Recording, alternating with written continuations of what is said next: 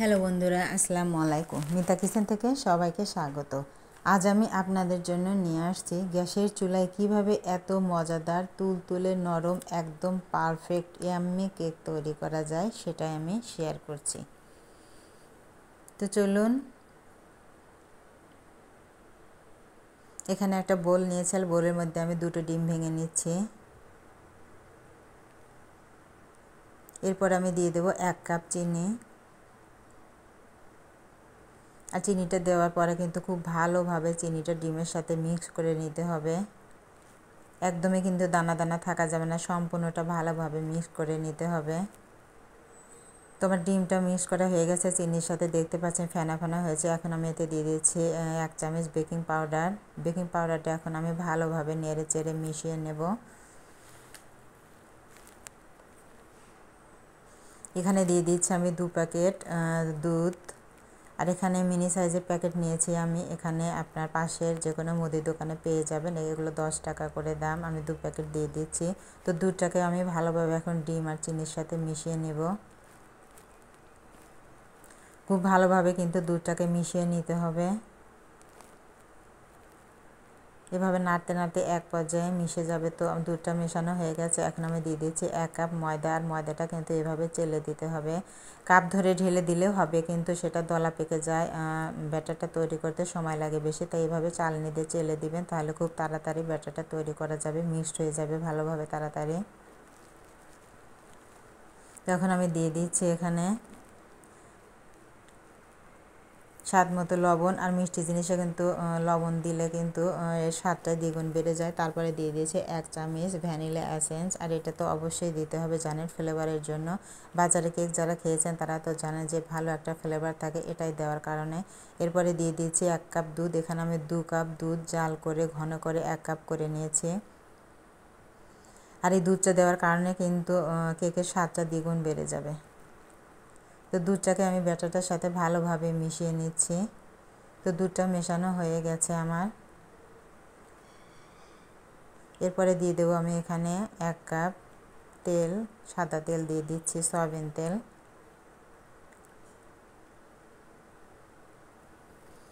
তো তেলটাকে দিয়ে কিন্তু ভালোভাবে মিশিয়ে নিতে হবে। আসলে কেক তৈরি করার প্রধান কারণ কিন্তু যত ভালো সব কিছু মেশানো হবে ততই কেকটা কিন্তু টেস্টি তুলতুলে হবে। এটা খেয়াল রাখবেন সবসময়, খুবই ভালোভাবে মিক্স করতে হবে। যত সময় নিয়ে আপনারা মিক্স করবেন তত কেকটা মজা হবে। তো তৈরি হয়ে গেল আমার ব্যাটারটা। এখন এখানে আমি একটা পাত্র নিয়েছি কেক বানানো। এই পাত্রটা আমার অনেক আগে কেনা, এখানে 8-10 বছর হয়ে গেছে। আমি তখন থেকে এর মধ্যে কেক বানাই। আর এখানে কেক কিন্তু খুবই ভালো হয়। এর মধ্যে দিয়ে দিচ্ছি আমি একটু তেল, তারপরে ব্রাশ দিয়ে আমি এটা মেখে নিচ্ছি যেন কেকটা লেগে না যায়।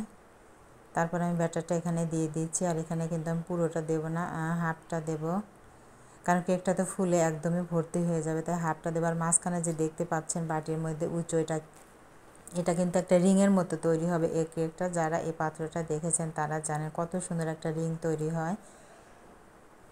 তো এর মধ্যে দিয়ে দিচ্ছি আমি টুটি ফুটি, কেকটাকে আরও আকর্ষণীয় করে তোলার জন্য। আর টুটি ফুটিটা আমি নিজে তৈরি করেছি, এটা আমার হাতে তৈরি করা, সেই ভিডিওটা আপনাদের সাথে শেয়ার করেছি। এখন আমি এর মধ্যে দিয়ে দেব কিছু কিশমিশ আর টুটি ফুটি দেওয়ার কারণে কিন্তু কেকটার আকর্ষণ দ্বিগুণ বেড়ে যাবে, খেতেও দারুণ হবে। তো এখন আমি চুলাতে চলে যাচ্ছি। ওই পাত্রটার সাথে স্ট্যান্ডটা দেওয়াই থাকে, তো স্ট্যান্ডটা চুলাতে বসিয়ে দিতে হয়। তো আমি বসিয়ে দিয়ে তারপরে বাটিটা বসিয়ে দিচ্ছি। এরপরে ঢাকনা দিয়ে ঢেকে কিন্তু আমি 20 মিনিট কেকটা রান্না করে নেব। আর একদম মিডিয়াম টু লো আঁচে রাখতে হবে, নিবু নিবু ভাব এভাবে রাখতে হবে। তো 20 মিনিট পরে ফিরে আসলাম, আমি চুলাটা অফ করে দিয়েছি। আর দেখতে পাচ্ছি আমার কেকটা পারফেক্টলি হয়েছে, একদম নরম তুলতুলে সফট মনে হচ্ছে। তো কেকটাকে আমি 10 মিনিট ঠান্ডা করে তারপরে আমি আপনাদের কেটে দেখাচ্ছি।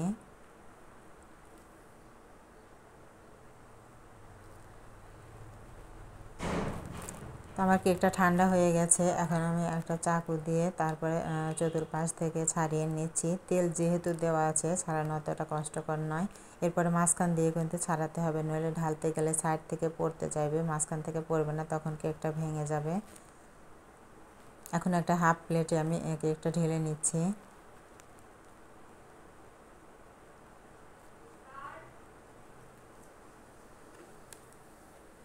তো বন্ধুরা দেখতে পাচ্ছেন আমার পারফেক্টলি কেকটা তৈরি হয়ে গেছে আর একদমই কালারফুল, টুটি ফুটি কিশমিশ দেওয়ার কারণে কিন্তু কেকটাকে আরও লোভনীয় আকর্ষণীয় দেখাচ্ছে আর একদম সফট তুলতুলেও হয়েছে।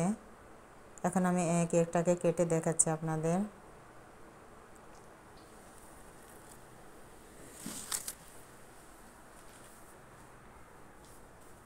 আমি এখন একটা চাকু দিয়ে কেকটাকে কেটে নিচ্ছি। দেখতে পাচ্ছেন কাটা দেখে যে কতটা নরম আর সফট হয়েছে। একটা তুলে আপনাদের দেখাচ্ছি, দেখতে পাচ্ছেন কি কালারফুল, লোভনীয় আর একদমই তুলতুলে সফট। তো তৈরি হয়ে গেল আমার পারফেক্ট কেক বানানো। বন্ধুরা আপনারা আমার এই ভিডিও মন দিয়ে দেখবেন আর আমার রেসিপি ফলো করে একবার হলেও ট্রাই করবেন।